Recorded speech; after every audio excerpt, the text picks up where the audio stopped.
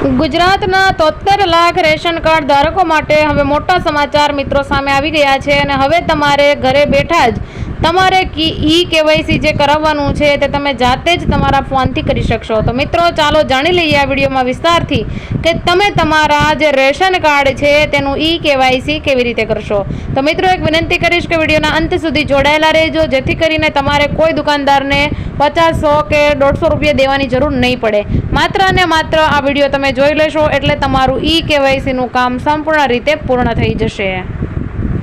તો મિત્રો હવે જોઈએ કે કેન્દ્ર સરકારના અન્ન અને જાહેર વિતરણ વિભાગ દ્વારા ગુજરાત સહિત તમામ રાજ્યના લાભાર્થીઓના જનસંખ્યાના રેશન કાર્ડને આધારે નંબર સાથે સીડ કરી સાચા અને તે જ વ્યક્તિના આધાર નંબરો સીડ થાય તે માટે 100% KYC સમય મર્યાદામાં પૂર્ણ કરવા દેશવ્યાપી ઝુંબેશ હાથ ધરાય છે અને આ ઝુંબેશમાં સહભાગી થઈને KYC કરાવવા રેશન કાર્ડ ધરાવતા લાભાર્થીઓને અન્ન અને નાગરિક પુરવઠા વિભાગ દ્વારા અનુરોધ કરવામાં આવ્યો છે।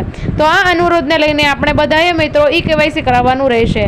વધુમાં યાદીમાં જણાવ્યા મુજબ રાજ્યમાં અત્યાર સુધીમાં 26.19 લાખ રેશન કાર્ડના 78.54 લાખ લાભાર્થીઓની KYC ની પ્રક્રિયા સફળતાપૂર્વક કરવામાં આવી છે, જ્યારે બાકીના રેશન કાર્ડ લાભાર્થીઓની KYC પ્રક્રિયા વહેલી તકે પૂર્ણ કરવાનું આયોજન હાથ ધરવામાં આવ્યું છે।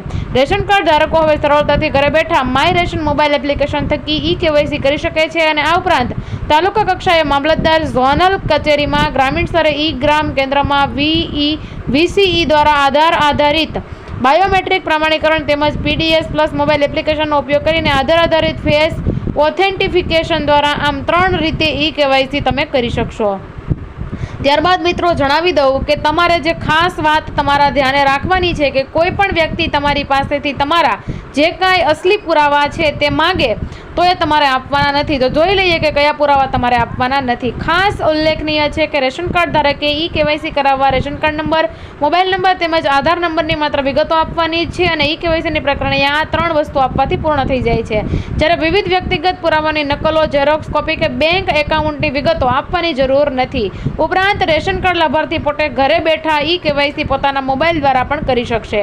તો મિત્રો ખાસ એક વિનંતી કરીશ કે તમારી પાસે જો કોઈ વ્યક્તિ તમારા બેંકની પાસબુક કે કોઈ પણ કાગળિયા કે ઝેરોક્સ કે કોઈ પણ વસ્તુ માંગે તો તમારે ત્યાં આપવાની નથી, કેમ કે આ તમારું જે KYC છે તે મેં આગળ જણાવ્યા મુજબ 3 વસ્તુથી જ તમારું આ KYC છે તે પૂર્ણ થઈ જશે અને તમને જો કોઈ OTP આપવાનું પણ કહે તો તમારે OTP પણ આપવાનો નથી। તો મિત્રો આ વાતને તમે 3 વાર સાંભળી લેજો, કેમ કે જો તમે બેંક પાસબુક કે OTP આપ્યું હશે અને કદાચ ભગવાન કરે અને ન થાય અને ન થવાનું થઈ જાય તો તમારા જે કાંઈ પૈસા છે તે પણ તમારા બેંકમાંથી ઉપડી જશે। તો મિત્રો એક વિનંતી હજી કરીશ કે તમે જો તમારા રેશન કાર્ડને લગતું KYC કરાવવાના છો તો મિત્રો KYC માં તમારે આવા કોઈ પુરાવાની જરૂર પડવાની નથી। તો મિત્રો આવી જ માહિતી મેળવવા માટે અત્યારે હાલ જ અમારી ચેનલને સબસ્ક્રાઈબ કરી લેજો, કેમ કે અમે તમારા માટે આવી જ સત્ય માહિતી લઈને આવીએ છીએ। તો અત્યારે અમને રજા આપો। જય હિન્દ, જય ભારત।